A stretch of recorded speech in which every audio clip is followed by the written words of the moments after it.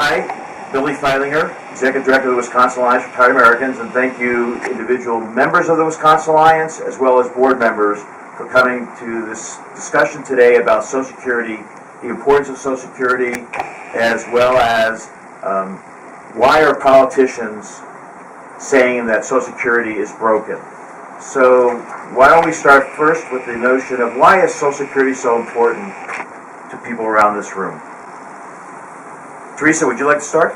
Sure. Without Social Security, I would probably be living in the streets. I had 3 children at home.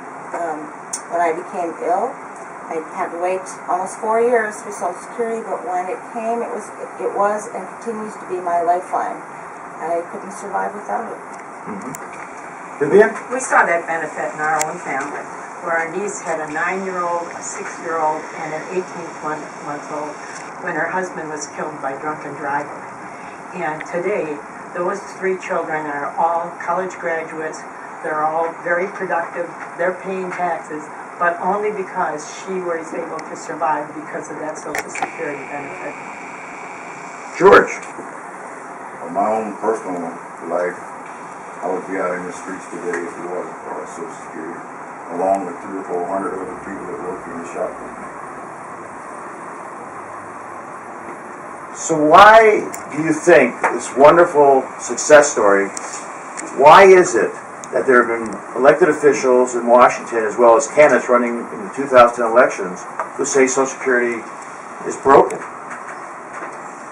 Well, it's easier to frighten people than it is to reassure them. And it's a political ploy, as far as I'm concerned. We should know better. One has to really ask the question why someone is spending so much money to tell so many lies. Because the people are getting afraid, they're getting concerned, and they don't have to be because we have $2.7 trillion in the Social Security Trust Fund. Currently. And it's good until 2040. And then what's going on? Leon, did you want to? Well, I don't understand. I think that this drive by the politicians shows either little understanding of the program, of its financial health, or the economic situation for retirees and near retirees.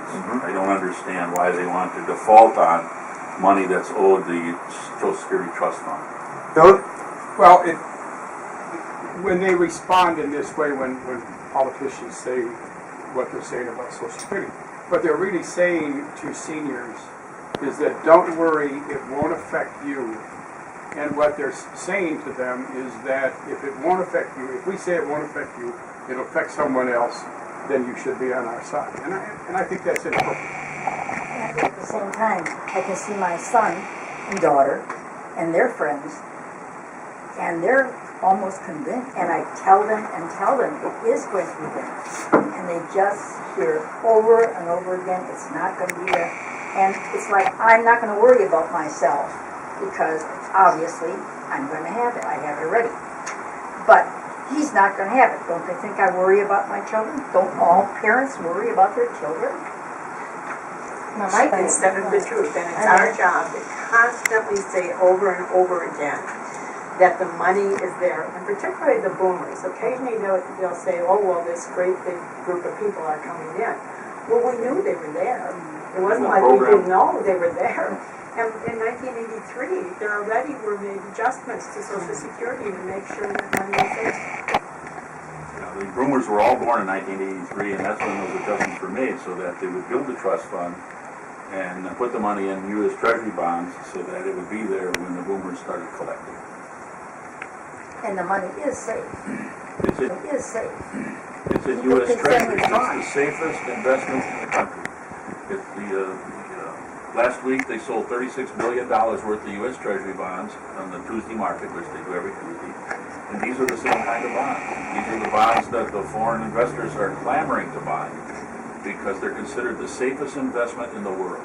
No money left. They have to be talking about defaulting on the Treasury bonds. The only thing you can talk about. But do we need the kind of radical actions that are being considered, like privatizing Social Security or increasing the retirement age, means testing, cutting benefits? Anybody have any strong feelings about any of those ideas? Well, I can tell you that Paul Ryan's original plan to put Social Security into the market, if you do the actual return on that, someone after 30 years would have $100,000 in that account. That's with the interest and the inflation added considered in. $100,000 at retirement, which would probably take you about 3 years into retirement, and you'd be back working as a greeter at Walmart.